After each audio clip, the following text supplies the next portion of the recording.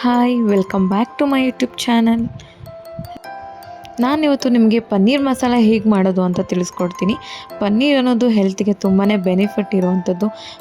ವಿಶೇಷವಾಗಿ ಮಕ್ಕಳಿಗೆ ಈ ಪನ್ನೀರ್ ರೆಸಿಪಿ ಅನ್ನೋದು ತುಂಬಾ ಇಂಪಾರ್ಟೆಂಟ್ ಆಗುತ್ತೆ.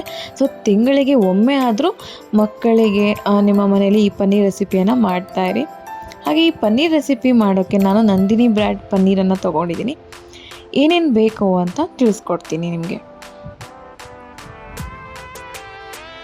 ಮೊದಲನೇದಾಗಿ ಅಚ್ಚ ಖಾರದ ಪುಡಿ, ಹಾಗೆ ಪಲಾವ್ ಎಲೆ, ಜೀರಿಗೆಯನ್ನು ತೊಗೊಂಡಿದ್ದೀನಿ, ಧನಿಯಾ ಪೌಡರ್, ಉಪ್ಪು, ಇಲ್ಲಿ ನಾನು ಏಲಕ್ಕಿ ಹಾಗೆ ಚಕ್ಕೆ ಲವಂಗವನ್ನು ತೊಗೊಂಡಿದ್ದೀನಿ, ಅರಿಶಿಣದ ಪುಡಿ, ಬೆಳ್ಳುಳ್ಳಿ, ಶುಂಠಿ, ಹಸಿಮೆಣಸು, ಈರುಳ್ಳಿ ಹಾಗೆ ಟೊಮೆಟೊ, ಹಾಗೆ ನಂದಿನಿ ಬ್ರ್ಯಾಂಡ್ ಪನ್ನೀರ್ ಅಂತ ಹೇಳಿದ್ನಲ್ವ ಪನ್ನೀರ್.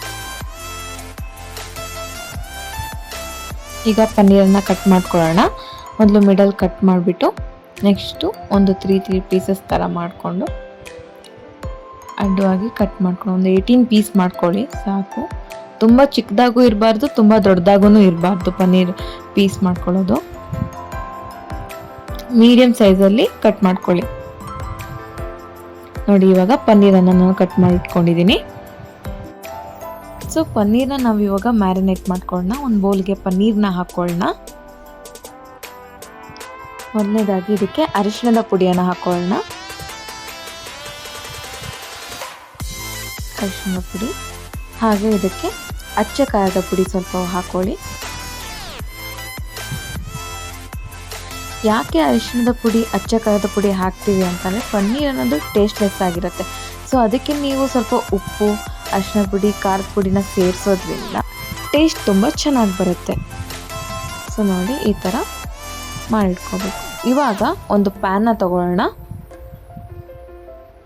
ಆಗಲೇ ನಾವು ತೆಗೆದಿಟ್ಕೊಂಡಿರುವಂಥ ಈರುಳ್ಳಿ, ಟೊಮೆಟೊ, ಅರಿಶಿಣ, ಬೆಳ್ಳುಳ್ಳಿ, ಶುಂಠಿ ಇದೆಲ್ಲ ನಾವು ಫ್ರೈ ಮಾಡ್ಕೊಳ್ಬೇಕಾಗತ್ತೆ. ಮೊದಲಾಗಿ ಈರುಳ್ಳಿಯನ್ನು ಹಾಕೊಳ್ಳೋಣ. ನಂತರ ಹಸಿಮೆಣಸು, ಶುಂಠಿ, ಬೆಳ್ಳುಳ್ಳಿ, ಮೊದಲು ಇದಿಷ್ಟನ್ನು ಹಾಕಿ ಸ್ವಲ್ಪ ಆಯಿಲನ್ನು ಹಾಕೊಳ್ಳಿ. ಸ್ವಲ್ಪ ಲೋ ಫ್ಲೇಮಲ್ಲಿ ಇಟ್ಕೊಂಡು ನೀವು ಹುರಿಬೇಕಾಗತ್ತೆ ಇದನ್ನು. ನಂತರ ಟೊಮೆಟೊನ ಹಾಕ್ಕೋಬೇಕು. ಟೊಮೆಟೊ ಯಾವ ಥರ ಹುರಿಬೇಕು ಅಂತ ಅಂದರೆ ಸ್ವಲ್ಪ ಮೆತ್ತಗಾಗಬೇಕು ಟೊಮೆಟೊ, ಅಲ್ಲಿವರೆಗೂ ನಾವು ಹುರಿಬೇಕಾಗತ್ತೆ. ಸೊ ಲೋ ಫ್ಲೇಮಲ್ಲಿ ಇಟ್ಕೊಂಡು ಚೆನ್ನಾಗಿ ಹುರಿಬೇಕು. ಅದಕ್ಕೆ ನಾವು ತೆಗೆದುಕೊಂಡಿರುವಂಥ ಚಕ್ಕೆ ಲವಂಗ ಕೂಡ ಇವಾಗನೇ ಹಾಕ್ಬೋದು.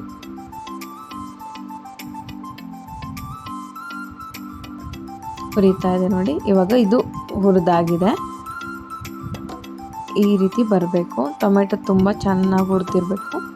ಅದೇ ಪ್ಯಾನ್ಗೆ ಇವಾಗ ನಾವು ಸ್ವಲ್ಪ ಆಯಿಲನ್ನು ಹಾಕ್ಕೊಂಡು ಪನ್ನೀರನ್ನು ಫ್ರೈ ಮಾಡ್ಕೋಬೇಕಾಗತ್ತೆ.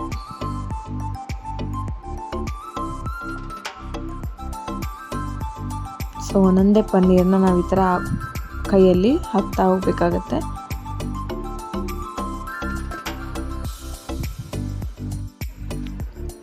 ಪನ್ನೀರನ್ನ ಒಂದೇ ಸಲ ಹಾಕೋದ್ರಿಂದ ಏನಾಗುತ್ತೆ ಅಂದರೆ ಒಂದ್ರ ಮೇಲೆ ಒಂದು ಬಿದ್ದು ಒಡೆದೋಗ್ಬಿಡತ್ತೆ. ಅದ್ರ ಬದಲು ಒಂದೊಂದಾಗಿ ಅಸೆಂಬಲ್ ಆಗಿ ಈ ಥರ ಇಡೋದ್ರಿಂದ ಯಾವುದೇ ರೀತಿ ಶೇಪ್ ಕಳ್ಕೊಳಲ್ಲ ಪನ್ನೀರು.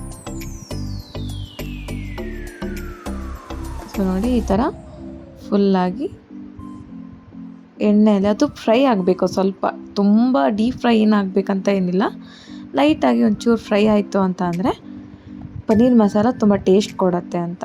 ಕೆಲವೊಬ್ಬರು ಡೈರೆಕ್ಟಾಗಿ ಪನ್ನೀರನ್ನ ಹಾಕ್ತಾರೆ, ಬಟ್ ಈ ಥರ ಫ್ರೈ ಮಾಡಿ ಹಾಕೋದ್ರಿಂದ ತುಂಬ ಟೇಸ್ಟ್ ಬರುತ್ತೆ. ನೀವು ಒಂದ್ಸಲ ಟ್ರೈ ಮಾಡಿ ನೋಡಿ.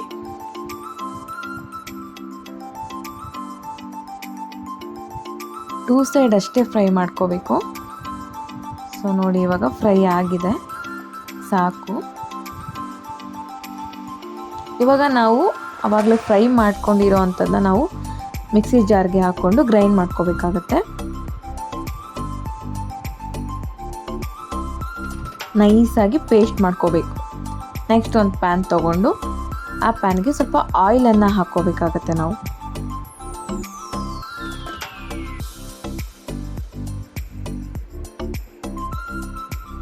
ಅದಕ್ಕೆ ಜೀರಿಗೆ, ಮೊದಲಿಂದಾಗಿ ಜೀರಿಗೆ ಹಾಕ್ಕೊಂಡಿದ್ದೀವಿ. ಈಗ ಅದಕ್ಕೊಂದು ಏಲಕ್ಕಿ, ಪಲಾವ್ ಎಲೆ ಸ್ವಲ್ಪ ಫ್ರೈ ಮಾಡ್ಕೋಬೇಕು. ಅದ ನಂತರ ಅಚ್ಚ ಖಾರದ ಪುಡಿಯನ್ನು ನಾವು ಡೈರೆಕ್ಟಾಗಿ ಹಾಕಬೇಕಾಗತ್ತೆ. ಮೊದಲು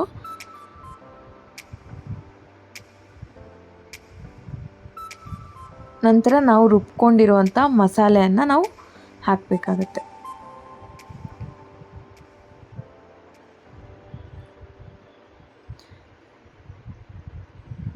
ಆರ್ಡಿನರಿ ಅಚ್ಚ ಖಾರದ ಪುಡಿ ಇದ್ರೂ ಹಾಕ್ಬೋದು, ಇಲ್ಲ ಕಾಶ್ಮೀರಿ ಚಿಲ್ಲಿ ಪೌಡರ್ ಇದೆ ಅಂದ್ರೂ ನೀವು ಹಾಕ್ಕೋಬೋದಾಗತ್ತೆ. ಇದಕ್ಕೀಗ ಸ್ವಲ್ಪ ಅರಿಶಿನ. ಸೊ ನಾವು ಪನ್ನೀರಿಗೆ ಆಲ್ರೆಡಿ ಹಾಕಿರೋದ್ರಿಂದ ಇದರಲ್ಲಿ ಸ್ವಲ್ಪನೇ ಬೆರೆಸ್ಕೊಳ್ಬೋದು. ಸ್ವಲ್ಪ ಕೊತ್ತಂಬರಿ ಪೌಡ್ರನ್ನ ಹಾಕ್ಕೊಂಡಿದ್ದೀನಿ. ಇವಾಗ ನಾವು ಫ್ರೈ ಮಾಡ್ಕೊಂಡಿರುವಂಥ ಪನ್ನೀರನ್ನ ಹಾಕಬೇಕು. ಇದು ಸಾಲ್ಟ್ ಎಲ್ಲ ನೋಡಿ ಹಾಕಿ, ಯಾಕಂತಂದರೆ ನಾವು ಮೊದಲೇ ಪನ್ನೀರಲ್ಲಿ ಸೇರಿಸ್ಕೊಂಡಿರ್ತೀವಿ. ಇವಾಗ ರುಚಿಗೆ ತಕ್ಕಷ್ಟು ಸಾಲ್ಟನ್ನು ಹಾಕಿ ಬಾಯ್ಲ್ ಆಗೋಕ್ಕೆ ಬಿಡಬೇಕು. ಒಂದು 10 ಮಿನಿಟ್ಸ್ ಅಷ್ಟೇ, ಬೇಗನೆ ಬೇಯುತ್ತೆ ಪನ್ನೀರು. ಸೊ ನೋಡ್ತಾ ಇರ್ಬೋದು ಇವಾಗ ಸ್ವಲ್ಪ ಥಿಕ್ನೆಸ್ ಬರೋವರೆಗೂ ಮಾಡ್ಕೋಬೋದು. ಮಸಾಲ ಜಾಸ್ತಿ ಬೇಕು ಅಂದ್ರೂ ಮಾಡ್ಕೋಬೋದು. ಸೊ ಇವಾಗ ರೆಡಿಯಾಗಿದೆ ಪನ್ನೀರ್ ಮಸಾಲ. ನೀವು ನಿಮ್ಮ ಮನೆಯಲ್ಲಿ ಒಂದ್ಸಲ ಮಾಡಿ, ತುಂಬಾ ಚೆನ್ನಾಗಿ ಬರುತ್ತೆ. Thank you. ನಿಮಗೂ ಈ ಪನ್ನೀರ್ ಮಸಾಲ ಇಷ್ಟ ಆದಲ್ಲಿ ಲೈಕ್ ಮಾಡಿ, ಕಮೆಂಟ್ ಮಾಡಿ, ಸಬ್ಸ್ಕ್ರೈಬ್ ಮಾಡಿ. ಧನ್ಯವಾದಗಳು.